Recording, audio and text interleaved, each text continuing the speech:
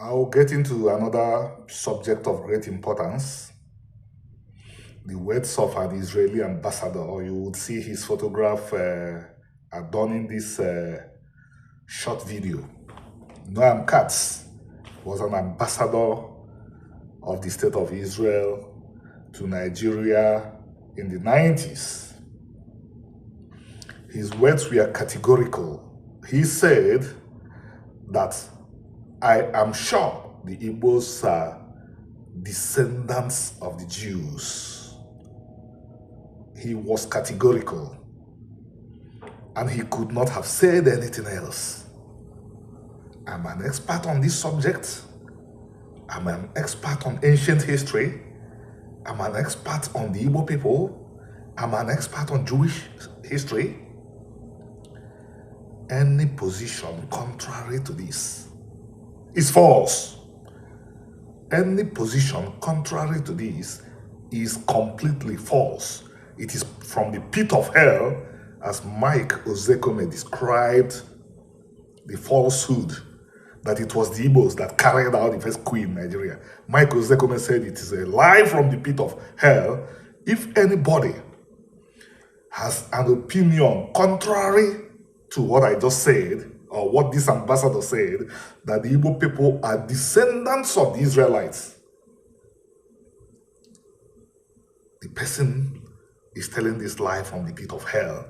And the ambassador made it clear here that the Igbo people are descendants of, he used the term Jew, and I will explain what I think about it, because the Igbos are not Jews. The Igbos are Hebrews, and the Jews came out of the Hebrews. The Jews, modern Jews and modern Igbos, came out of the Hebrews. But the ambassador meant Hebrew or Israelite when he said Jew. And take what I said in response to what the ambassador said.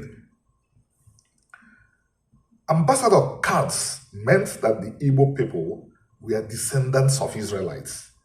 He used the term Jew because in the present time, people have used Jew to represent Israelite or Hebrew, which is the English language term for the word Igbo. When you say Hebrew, what you are saying is Igbo, but you are saying it in a different language. And by the way, very soon I'm going to say more. I'm going to say much more than I have said over the years, because the stakes are too high. The stakes are too high. Like you, one of the responsibilities that the Almighty God gave me to fight tooth and nail to see that the Igbo people survive, to see it is the responsibility of everybody in the world to see that every nation survives. And you fight from, and for the nation you came from.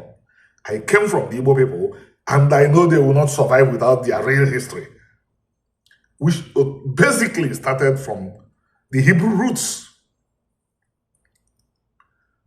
And I continued, Igbo people will change the world for good if 10,000 of them begin to practice authentic Israelite biblical omenana, which its degraded version was what our fathers and mothers practiced, and still managed to build the world's fastest growing economy between 1966 and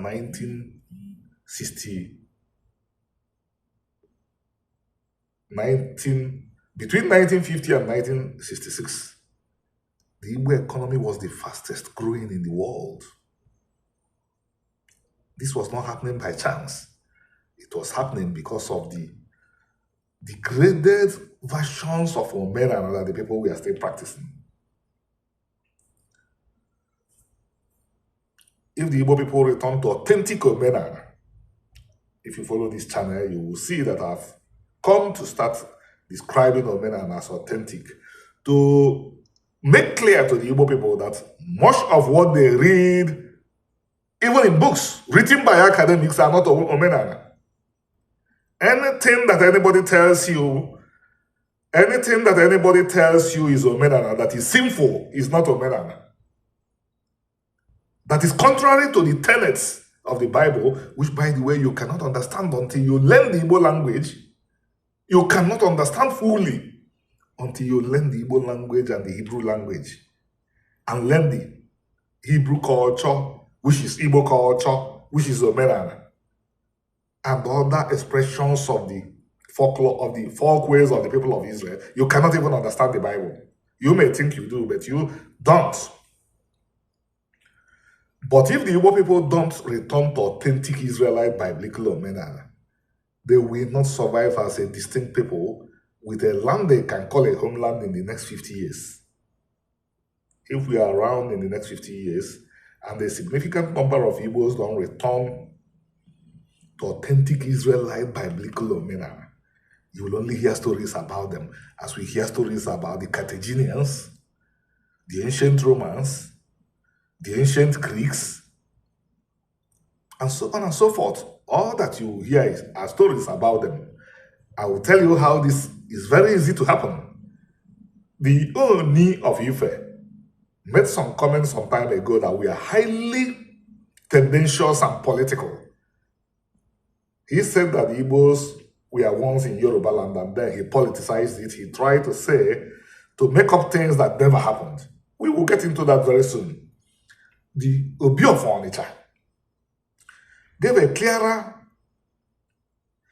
version of the history, a more truthful version of the history, that the Igbos were in Yoruba land before the Yorubas came. The Igbos and the Yorubas were never together in what we call Yoruba land today. What happened was that the Igbos migrated through that area.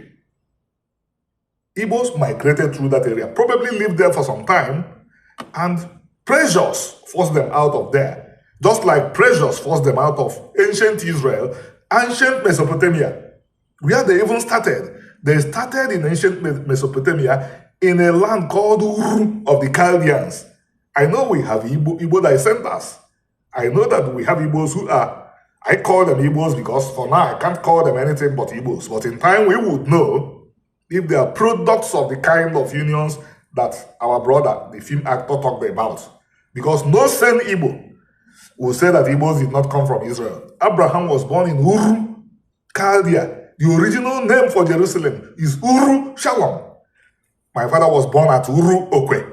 Uru means the same thing in Akkadian and Ugaritic, the languages that Abraham spoke when he was born, Hebrew and Igbo. In my part of Igbo land, in up to 1,000, in up to the 50 communities that I know, you find Uru, thousands of Uru. And we have people empowered by Facebook who are still agreeing. We don't want this faith to befall the Igbos because the Igbos can give everything to the world if they are reconnected to their true history. This is essentially the only reason why I'm working. I'm working for nothing else because I have already been paid. I have already been paid. If you hear about my experiences in life, what I've passed through, what God has enabled me to survive, God has already rewarded me. All He requires of me is do your best for this part of Israel that is called Igbo today. Katz lived in Nigeria. The ambassador lived in Nigeria. He saw the Igbos. He saw the Fulanese.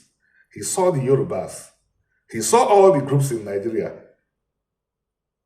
He recognized that the Igbos were behaving exactly the way the modern Israelis will behave. Same thing.